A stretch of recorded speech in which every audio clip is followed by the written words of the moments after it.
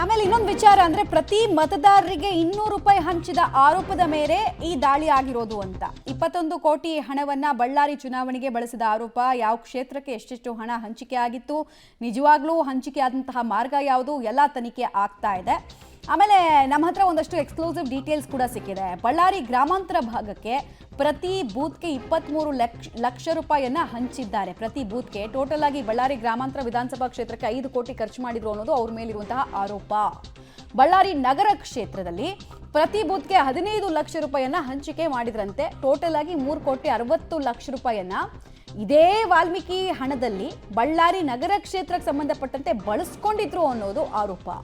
ಕಂಪ್ಲಿ ಕ್ಷೇತ್ರ ಇಲ್ಲೂ ಅಷ್ಟೇ ಪ್ರತಿ ಬೂತ್ಗೆ 18 ಲಕ್ಷ ರೂಪಾಯಿ ಅಂತ ಲೆಕ್ಕ ಇಟ್ಕೊಂಡು ಟೋಟಲ್ ಆಗಿ ಒಂದು 3 ಕೋಟಿ 20 ಲಕ್ಷದಷ್ಟು ಹಣವನ್ನು ಕಂಪ್ಲಿ ಕ್ಷೇತ್ರದಲ್ಲಿ ಚುನಾವಣೆ ಗೆಲ್ಲೋದಕ್ಕೋಸ್ಕರ ಬಳಸಿಕೊಂಡ್ರು ಅನ್ನೋದು ಆರೋಪ. ಕೂಡ್ಲಿಗಿ ಕ್ಷೇತ್ರ ಪ್ರತಿ ಬೂತ್ಗೆ ಇಲ್ಲೂ 15 ಲಕ್ಷ ಅಂತ ಅಂದ್ಕೊಂಡು 3 ಕೋಟಿಯನ್ನು ಖರ್ಚು ಮಾಡಿದ್ದಾರೆ. ಕೂಡ್ಲಿ ವಿಧಾನಸಭಾ ಕ್ಷೇತ್ರದಲ್ಲಿ ತುಕಾರಾಮ್ ಅವರಿಗೆ ವೋಟ್ ಹಾಕಿಸೋ ನಿಟ್ಟಿನಲ್ಲಿ ಅನ್ನೋದು ಆರೋಪ. ಸೊ ಇದನ್ನೆಲ್ಲ ಹೆಂಗೆ ಪ್ರೂವ್ ಮಾಡ್ತಾರೆ ಅನ್ನೋದು ಇಂಪಾರ್ಟೆಂಟ್ ಆಗುತ್ತೆ. ಡೀಟೇಲ್ಸ್ ಕೊಡ್ತಾರೆ ಮುರಳಿ. ಲಾಸ್ಟ್ ಟೈಮ್ ರೇಡ್ ಆದಾಗಲೇ ಈ ನಾಗೇಂದ್ರ ಅವರ PM ಮೊಬೈಲ್ನಲ್ಲೆಲ್ಲ ಇಂಥ ವಿಚಾರಗಳೆಲ್ಲ ಗೊತ್ತಾಗಿತ್ತು. ಅಂದರೆ ದಾಖಲೆ ಮಾದರಿಯಲ್ಲಿ ಒಂದು ಕೈಬರಹದ ಪ್ರತಿಯೆಲ್ಲ ಲಭ್ಯ ಆಗಿತ್ತು. ಅದರಲ್ಲಿ 200 ರೂಪಾಯಿ ಹಂಚಿದ್ರೆ ಒಂದೊಂದು ಕ್ಷೇತ್ರಕ್ಕೆ ಎಷ್ಟಾಗುತ್ತೆ ಅಂತೆಲ್ಲ ಬರೆದಿಟ್ಕೊಂಡ್ರು. ಅದಾದ್ಮೇಲೆ ತನಿಖೆ ಎಲ್ಲ ಆಯಿತು ಅನ್ನೋದೆಲ್ಲ ನೋಡಿದ್ವಿ. ಈಗ ಇದನ್ನು ಹೆಂಗೆ ಪ್ರೂವ್ ಮಾಡ್ತಾರೆ ಅಂತ, ಈ ಹಣವನ್ನು ಇಲ್ಲಿಗೆ ಡೈವರ್ಟ್ ಮಾಡಿದ್ದಾರೆ ಅಂತ ಪ್ರೂವ್ ಮಾಡಬೇಕಾಗುತ್ತೆ. ಪ್ರಾಸಿಕ್ಯೂಷನಲ್ಲಿ ಆಗಿರ್ಬೋದು ಅಥವಾ ಇವ್ರನ್ನ ಅರೆಸ್ಟ್ ಮಾಡೋದಕ್ಕಾಗಿರ್ಬೋದು. ಅದನ್ನು ಹೆಂಗೆ ಮಾಡ್ತಾರೆ, ಏನೇನು ಸವಾಲಿರುತ್ತೆ ತನಿಖೆಯಲ್ಲಿ, ಇನ್ವೆಸ್ಟಿಗೇಷನ್ ಹೆಂಗೆ ಸಾಗುತ್ತೆ ಅಂತ. ಮಮತಾ, ಖಂಡಿತ. ಯಾಕೆಂದರೆ ED ಅಧಿಕಾರಿಗಳ ಈ ತನಿಖೆಯಲ್ಲಿ ಪ್ರಮುಖವಾಗಿ ಮುಂದುವರಿಲಿಕ್ಕೆ ಕಾರಣ ಅಂದರೆ ನಾಗೇಂದ್ರ ತನಿಖೆಯನ್ನು ಬಂಧನಕ್ಕೊಳಪಡಿಸಿ ಅದಾದ ನಂತರ ಅವರ ವಿರುದ್ಧ ಈಗಾಗಲೇ ಪ್ರಾಸಿಕ್ಯೂಷನನ್ನು ಕೂಡ ನಡೆಸ್ತಾ ಇರೋಂಥದ್ದು ಕೋರ್ಟ್ನಲ್ಲಿ. ಆದರೆ ಅದಕ್ಕೆ ಪೂರಕವಾದ ಡಿಜಿಟಲ್ ಎವಿಡೆನ್ಸ್ಗಳೇನಿತ್ತು, ಆ ಡಿಜಿಟಲ್ ಎವಿಡೆನ್ಸ್ಗಳನ್ನು ಇಟ್ಕೊಂಡು ಈಗ ತನಿಖೆಯನ್ನು ಮುಂದುವರಿಸ್ತಾ ಇದ್ದಾರೆ. ಅಂದರೆ ನಾಗೇಂದ್ರ ಅವರ ಹೇಳಿಕೆ ಇರ್ಬೋದು, ಜೊತೆಗೆ ಅವರ PA ವಿಜಯ್ ಕುಮಾರ್ ಅವರ ಹೇಳಿಕೆ ಇರ್ಬೋದು, ಮತ್ತು ಅವರ ಸಂಬಂಧಿ ನೆಕ್ಕುಂಟಿ ನಾಗರಾಜ್ ಏನಿದ್ದಾರೆ, ನೆಕ್ಕುಂಟಿ ನಾಗರಾಜ್ ಅವರ ಹೇಳಿಕೆ, ಇವೆಲ್ಲ ಕೂಡ ಪೂರಕವಾದ ಹೇಳಿಕೆಗಳಾಗಿ ಪರಿಣಮಿಸಿರುವಂಥದ್ದು. ಯಾಕೆಂದರೆ ಪ್ರತಿಯೊಂದು ಕ್ಷೇತ್ರದಲ್ಲೂ ಕೂಡ ಯಾವ್ಯಾವ ಕ್ಷೇತ್ರಕ್ಕೆ ಎಷ್ಟೆಷ್ಟು ಹಣವನ್ನು ಸಂದಾಯವನ್ನು ಮಾಡಿದ್ದೀವಿ ಮತ್ತು ಎಷ್ಟು ಹಣವನ್ನು ಸರ್ಕ್ಯುಲೇಷನ್ ಅನ್ನು ಮಾಡಿದ್ದಾರೆ ಅನ್ನೋದಕ್ಕೆ ಡಿಜಿಟಲ್ ಎವಿಡೆನ್ಸ್ ಮತ್ತು 20 ರೂಪಾಯಿ ಹವಾಲದ ನೋಟ್ ಏನಿತ್ತು, ಆ ಹವಾಲದ ನೋಟ್ನ ಮೂಲಕ ಹಣವನ್ನು ಟ್ರಾನ್ಸಾಕ್ಷನ್ ಅನ್ನು ಮಾಡಿರುವಂಥದ್ದು. ಜೊತೆಗೆ ಹಣವನ್ನು ತೆಗೆದುಕೊಂಡು ಹೋಗೋ ಸಂದರ್ಭದಲ್ಲಿ ವಿಜಯ್ ಕುಮಾರ್ ಅವರ ಮೊಬೈಲ್ನಲ್ಲಿ ಮತ್ತು ಅವರ ಲ್ಯಾಪ್ಟಾಪ್ನಲ್ಲಿ ಒಂದಷ್ಟು ಕೋಟಿ ಹಣ ಅಂದರೆ ಕಂತೆ ಹಣ ಸುರಿದಿರುವಂಥ ಫೋಟೋ ರಿಟ್ರೀವ್ ಆಗಿದೆ. ಅದೇ ಸಂದರ್ಭದಲ್ಲಿ ಹಣ ರಿಟ್ರೀವ್ ಆಗಿರೋ ಹಿನ್ನೆಲೆಯಲ್ಲಿ ಈ ಎಲ್ಲ ಅನುಮಾನಗಳು ಕೂಡ ED ಅಧಿಕಾರಿಗಳಿಗೆ ಇರುವಂಥದ್ದು. ಅಂದರೆ ಅಕ್ರಮದ ಹಣ ಏನೋ ವಹಿವಾಟಾಗಿದೆ ಹವಾಲದ ಮೂಲಕ ಅಂತ ಹೇಳಿದ್ರೆ ಅದಕ್ಕೆ ಪೂರಕವಾದ ಡಿಜಿಟಲ್ ಎವಿಡೆನ್ಸ್ಗಳು ಬೇಕಾಗುತ್ತೆ. ಯಾಕಂದ್ರೆ ಇಲ್ಲಿ ಹೇಳ್ತಾ ಹೋಗ್ತಾರೆ, ಬಳ್ಳಾರಿ ರೂರಲ್ಗೆ 235 ಪೋಲಿಂಗ್ ಸ್ಟೇಷನ್ಗಳಿದ್ದಾವೆ. 235 ಪೊಲೀಸ್ ಸ್ಟೇಷನ್ಗೆ 5 ಕೋಟಿ 24 ಲಕ್ಷ ಹಣವನ್ನು ಸಂದಾಯ ಮಾಡಿದ್ದೀವಿ. ಅದೇ ರೀತಿ ಕೂಡ್ಲಿಗಿ, ಬಳ್ಳಾರಿ ಸಿಟಿ, ಕಂಪ್ಲಿ ಈ ಎಲ್ಲ ಕೂಡ ಪ್ರತಿಯೊಂದು ಕ್ಷೇತ್ರಗಳಿಗೂ ಕೂಡ 200 ರೂಪಾಯಿ ಅಂದರೆ ಒಬ್ಬ ಮತದಾರನ ತಲೆಗೆ 200 ರೂಪಾಯಿ ಹಂಚಿಕೆಯನ್ನು ಮಾಡಿದ್ದಾರೆ ಅನ್ನೋದಕ್ಕೆ ಪೂರಕವಾದ ಎವಿಡೆನ್ಸ್ಗಳು ಮತ್ತು ಹೇಳಿಕೆಗಳು, ಆ ಹೇಳಿಕೆಗಳನ್ನು ಇಟ್ಕೊಂಡು ಈ ದಾಳಿಯನ್ನು ನಡೆಸಿ ಮಾಹಿತಿಗಳನ್ನು ಕಲೆ ಹಾಕ್ತಾ ಇರುವಂಥದ್ದು.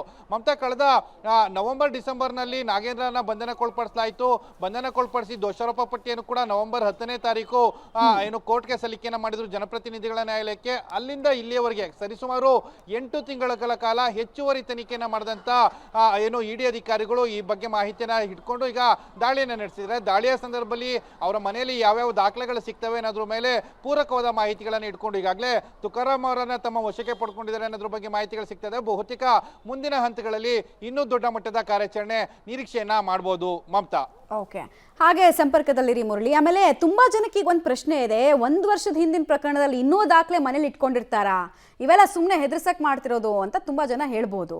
ನೋಡಿ, ED ಅಧಿಕಾರಿಗಳ ತನಿಖೆ ಇದೆಯಲ್ಲ, 1 ವರ್ಷ ಅಲ್ಲ 10 ವರ್ಷದ ಹಿಂದೆ ಪ್ರಕರಣ ನಡೆದಿದ್ರು ಅದರದ್ದು ದಾಖಲೆನ ಅವರು ಬಗೆದು ತಂದು ಇಡ್ತಾರೆ ಸಾಕ್ಷಿ ರೂಪದಲ್ಲಿ, ಆಮೇಲೆ ಅವ್ರು ಇನ್ವೆಸ್ಟಿಗೇಷನ್ ಮಾಡೋದು. ಸೊ ಅದಕ್ಕೋಸ್ಕರ ಇದನ್ನ ಒಂದು ಸ್ವಲ್ಪ ಡಿಫ್ರೆಂಟ್ ಏಜೆನ್ಸಿ ಅಂತ ಕರೀತಾರೆ.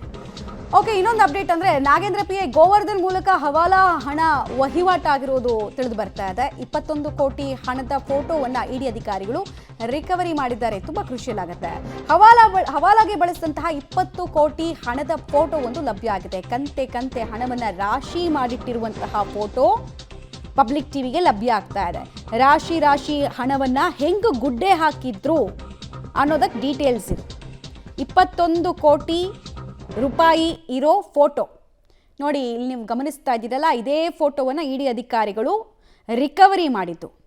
ಹವಾಲಕ್ಕೆ ಬಳಸಿದ್ದ 20 ಕೋಟಿ ರೂಪಾಯಿಯ ಹಣದ ಫೋಟೋ ಇಡಿ ರಿಕವರ್ ಮಾಡ್ಕೊಂಡಿರೋದು ಡೇಟಾನಲ್ಲಿ. ಅಂದರೆ ಎಷ್ಟು ವ್ಯವಸ್ಥಿತವಾಗಿ ಹುರಿದು ಮುಕ್ಕೋ ಕೆಲಸ ಆಗಿತ್ತು. ಬಡವರಿಗೆ ಸೇರಬೇಕಾದ ST ವಿದ್ಯಾರ್ಥಿಗಳಿಗೆ ಸೇರಬೇಕಾದ ದುಡ್ಡು ಹೆಂಗೆ ಕಂತೆ ಕಂತೆ ರೂಪದಲ್ಲಿ ಹಂಚಿಕೆ ಆಗಿತ್ತು ಅನ್ನೋದು ಡೀಟೇಲ್ಸು.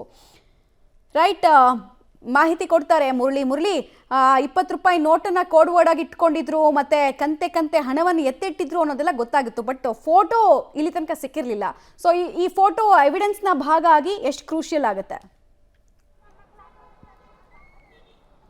ಮಮತಾ, ಮಾರ್ಚ್ 6ನೇ ತಾರೀಕಿನಿಂದ ವಾಲ್ಮೀಕಿ ಹಗರಣ ಅಂದ್ರೆ ವಾಲ್ಮೀಕಿ ನಿಗಮದಿಂದ ಹಣವನ್ನ ಕೋಆಪರೇಟಿವ್ ಬ್ಯಾಂಕ್ಗಳಿಗೆ ಏನೋ ಸೆಂಡನ್ನು ಮಾಡುವಂಥದ್ದು ಸೆಲ್ ಅಕೌಂಟ್ಗಳು ಅಂದ್ರೆ ನಕಲಿ ಅಕೌಂಟ್ಗಳೇನಿತ್ತು, ನಕಲಿ ಅಕೌಂಟ್ಗಳ ಮೂಲಕ ಹಣವನ್ನ ಸಾಗಾಟವನ್ನ ಮಾಡಬೇಕು ಅಂತೇಳಿ ಸಾಕಷ್ಟು ಪ್ರಯತ್ನಗಳನ್ನ ಮಾಡಿದ್ರು. ಅದರಲ್ಲಿ ನೆಕ್ಕುಂಟಿ ನಾಗರಾಜ್, ಸತ್ಯನಾರಾಯಣ ವರ್ಮಾ ಇವರೆಲ್ಲರನ್ನೂ ಕೂಡ ಬಳಕೆಯನ್ನ ಮಾಡಿಕೊಂಡು ಈ ಹಣವನ್ನ ದುರ್ಬಳಕೆಯನ್ನ ಮಾಡ್ಕೊಡ್ತಿದ್ರು ಅನ್ನೋದ್ರ ಬಗ್ಗೆ ಮಾಹಿತಿಗಳು ಸಿಕ್ಕಿರುವಂಥದ್ದು.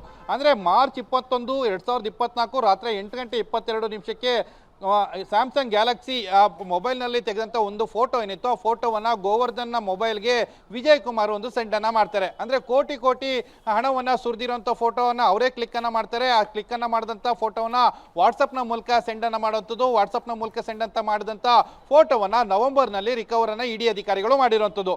ಅದನ್ನೇ ಸಂಪೂರ್ಣವಾಗಿ ಅವರು ಉಲ್ಲೇಖವನ್ನು ಮಾಡ್ತಾ ಹೋಗ್ತಾರೆ. ಮಾರ್ಚ್ 21ನೇ ತಾರೀಕು 2024ರಲ್ಲಿ ಈ ಫೋಟೋ ಮತ್ತು ರಾತ್ರಿ 8:22ಕ್ಕೆ ಕ್ಲಿಕ್ಕನ್ನು ಮಾಡಿರುವಂಥದ್ದು. ಆ ಫೋಟೋವನ್ನು ಅವತ್ತೇ ಗೋವರ್ಧನ್ಗೆ ಕಳಿಸಿದರೆ ಅದನ್ನ ನಾಗೇಂದ್ರಗೆ ತಲುಪಿಸುವಂತ ಒಂದಷ್ಟು ಪ್ರಯತ್ನಗಳು ನಡೆದಿದ್ದಾವೆ ಅನ್ನೋದ್ರ ಬಗ್ಗೆ ಮಾಹಿತಿಯನ್ನ ಇಡಿ ಅಧಿಕಾರಿಗಳು ಉಲ್ಲೇಖವನ್ನು ಮಾಡಿರುವಂಥದ್ದು.